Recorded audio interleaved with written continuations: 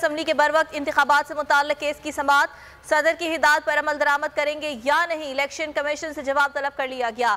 Election commission किस तरह सदर से इख्तिलाफ कर सकता है?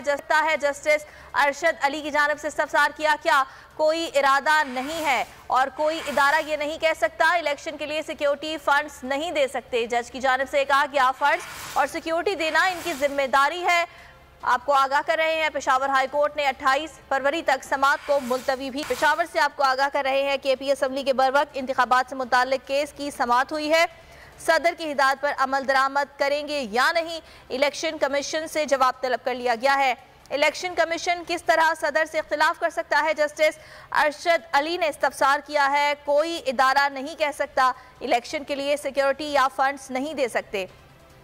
मोहम्मद नौमान हमारे साथ मौजूद हैं, केस की समाअत का अहवाल उनसे जान लेते हैं। जी नौमान।